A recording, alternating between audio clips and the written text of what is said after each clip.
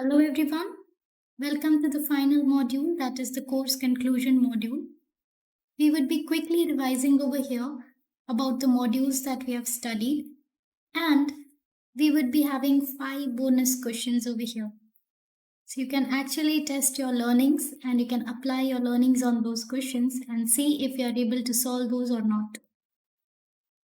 So we will be starting with module number 1. I'll just add the extra screen, or let us go to the whiteboard and understand all different modules in a quick revision phase. So, in this concluding part, we would be going first of all to module number 1. So, module 1 was about architecting fundamentals, right? Or say the global architecture of AWS. Into this module 1, we learnt about what is AWS Cloud, what is the benefit of it, what is the global infrastructure. Into global infrastructure, we understood that the infrastructure of AWS is divided into data centers, which is the smallest unit. In data centers, we do have the server racks.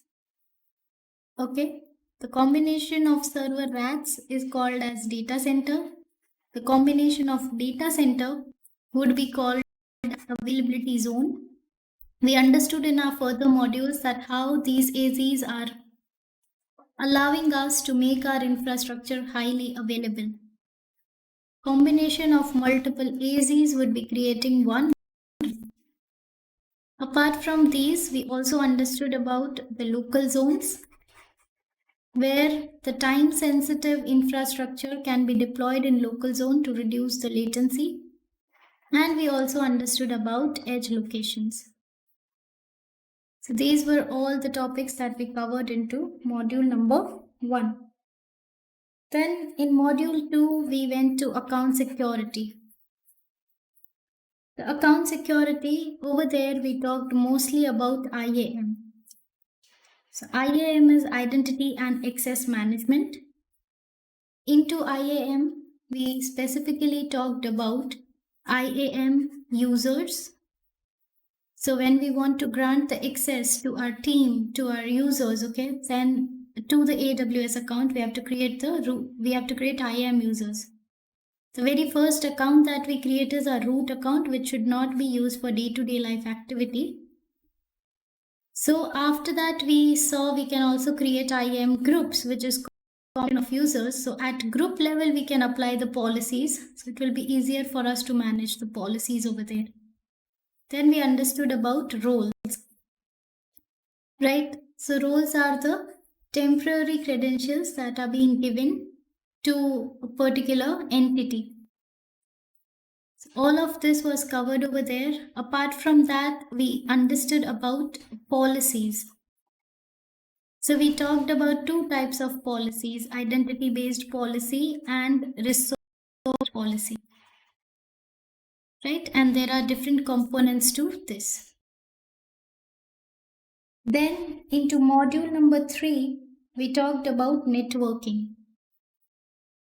So module 3 was important, where we learned the concept of VPCs and the components of VPC.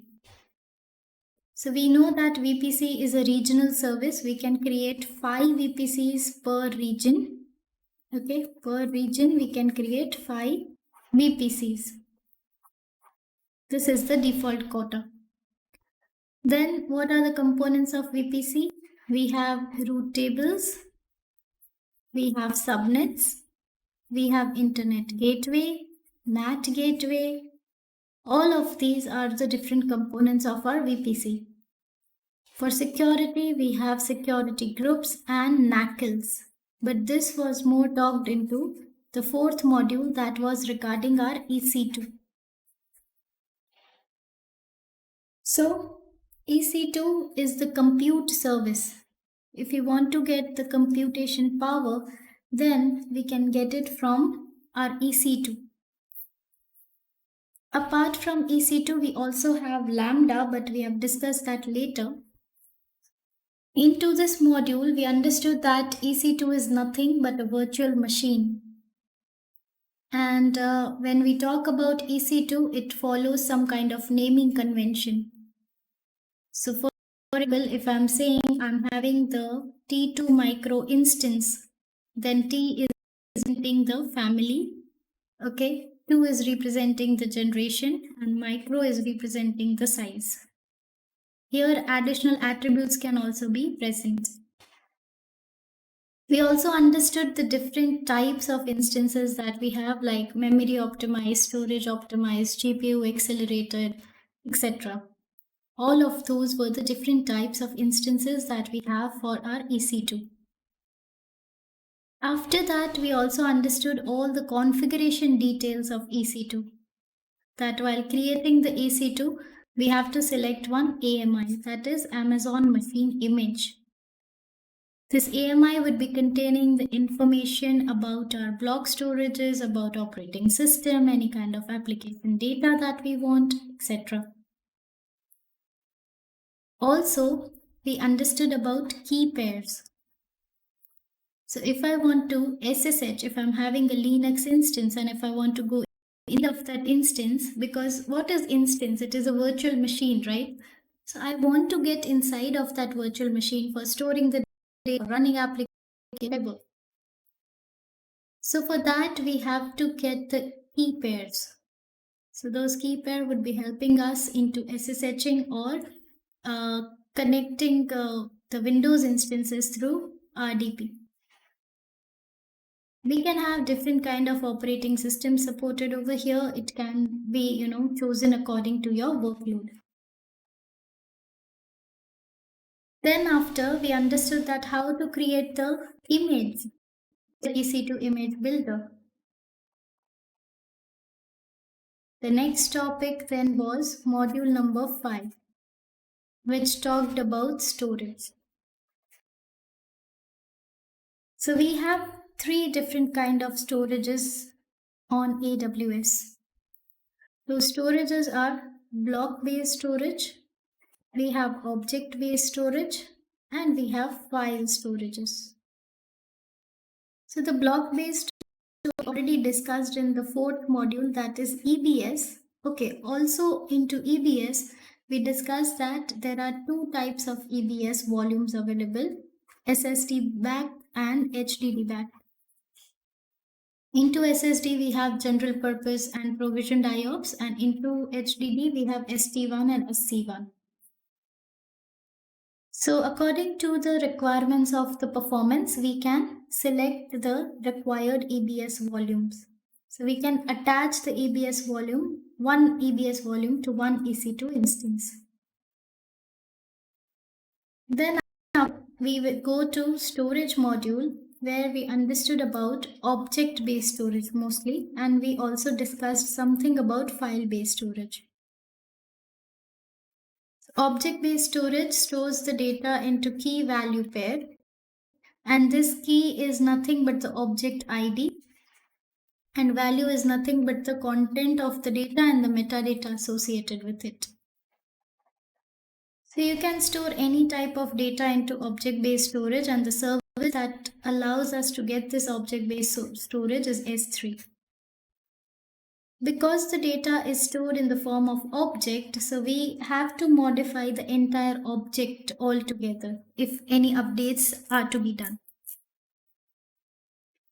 In this S3 module, we learnt about so many features and functionalities of S3, such as versioning, transfer acceleration, multi-part upload, event notification, replication, right? We have understood so many features and functionalities of S3 in this module.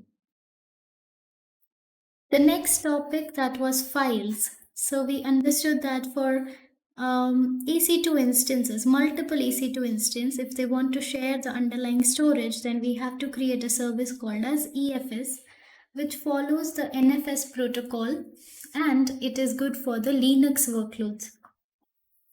But if we want to have our file system for Windows, or if we want high performance computing, then we can go with FSX for Windows File Server or FSX for Lustre.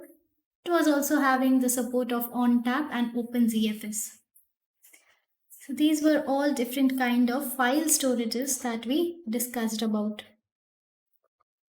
Then module 6 talked about database.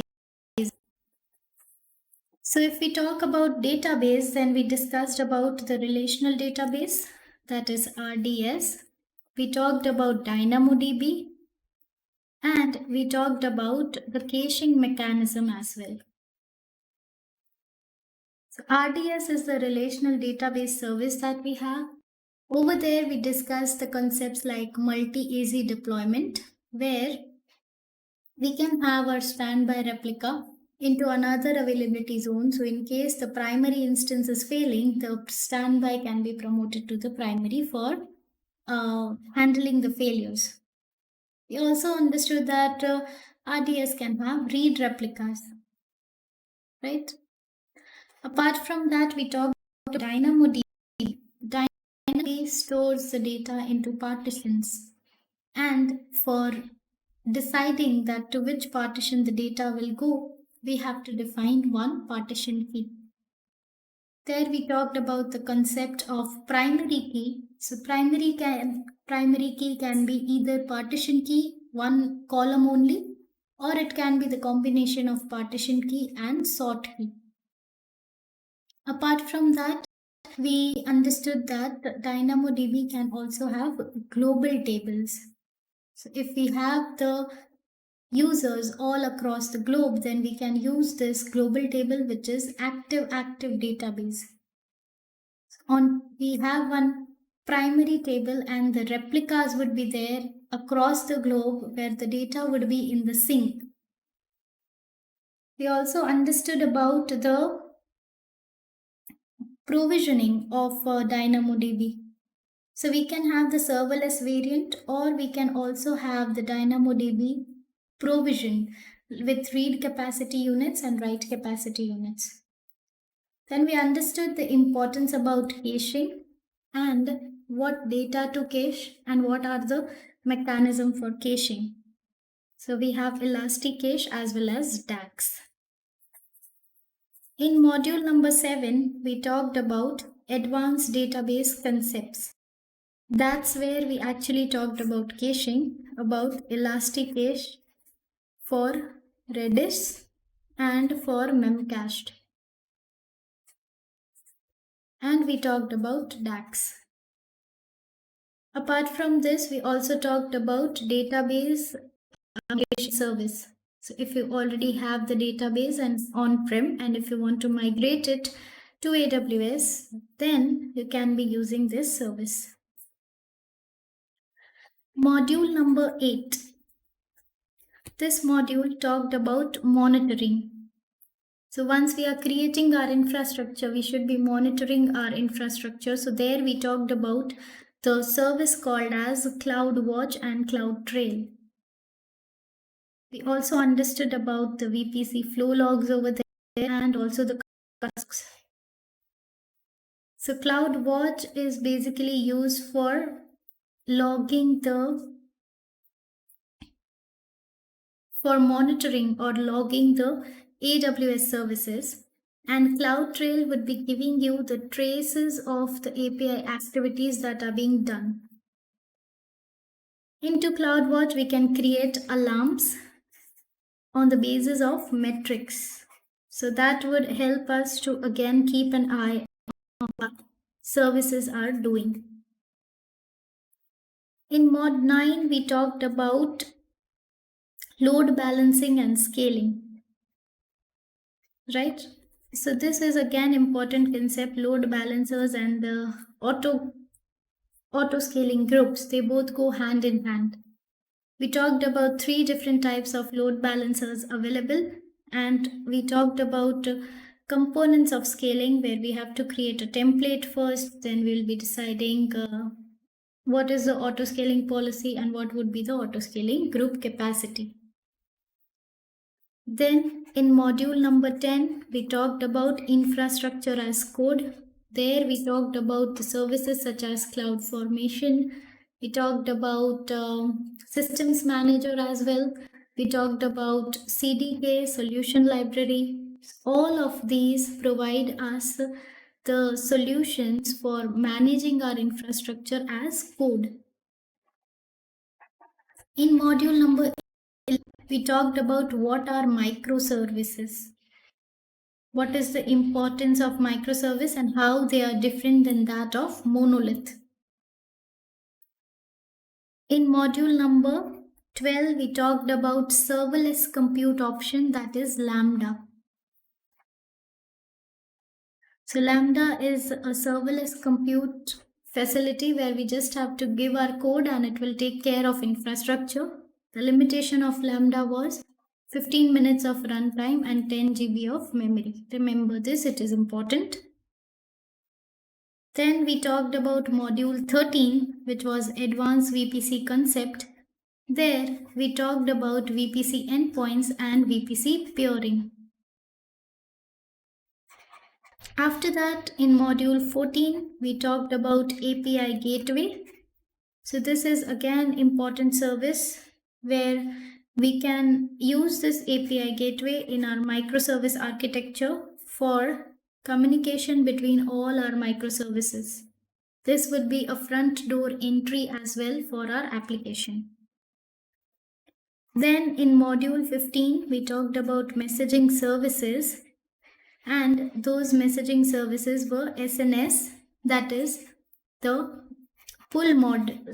This is the push model or publisher subscriber, and we have SQS, which is the pull model.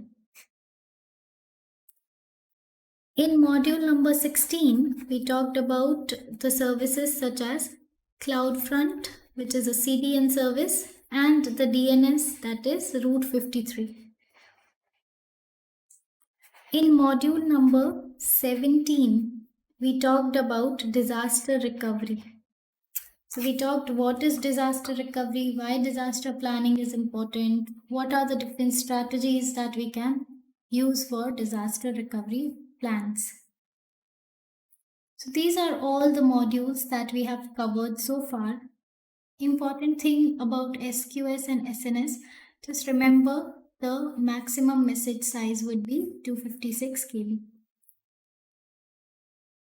So now that we have revised that what we have learned in each and every module and what all services we covered over here, let's just look at 5 questions that I have. Okay, so these are the samples and answer these questions and test your knowledge. So this is our first question, which says that a company is running public-facing 3-tier web application in VPC across multiple availability zones. The EC2 instance for application tier are in private subnet. Okay, and they need to download software patches from internet. Because they are in private subnet, so EC2 cannot directly be accessible from internet. So which 2 actions should you do to the patches? So key terms over here, we have EC2 instances which is into private subnet and we want to connect to internet. These are the 2 key terms. This is from the this is from the networking part 1.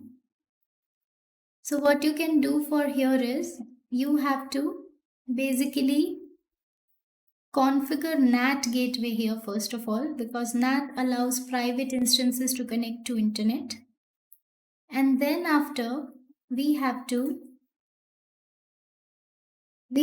define a custom route table with the route to NAT gateway for the internet traffic, and we have to associate with the private subnet.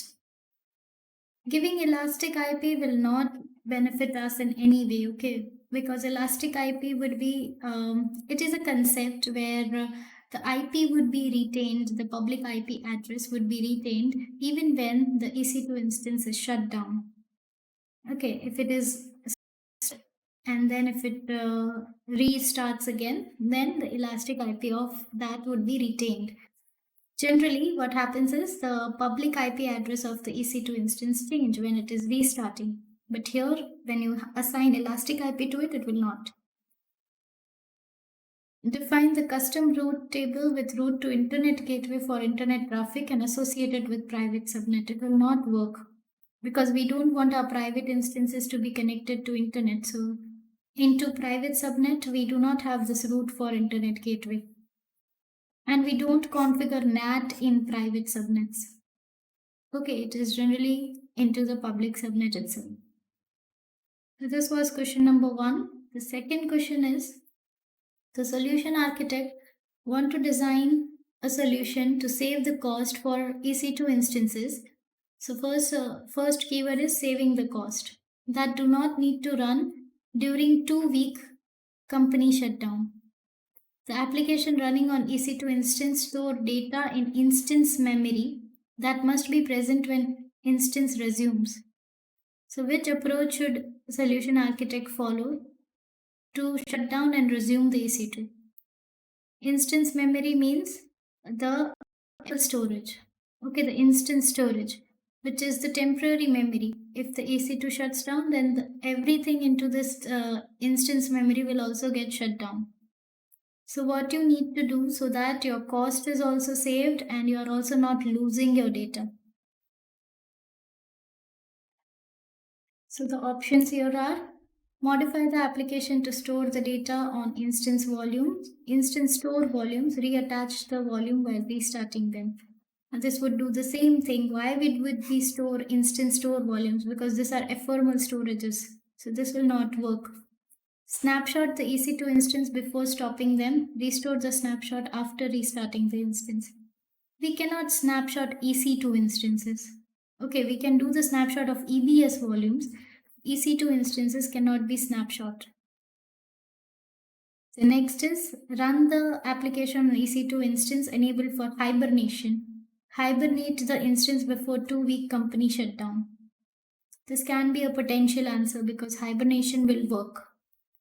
Okay, note the availability zone of EC2 before stopping it. Restart the instance in the same availability zone. Not work because the instance memory will go, it will just vanish once you stop it. So this will also not work. So C is the correct option. The third question is, the company collects the data for temperature, humidity, atmospheric pressure in the city across multiple continents.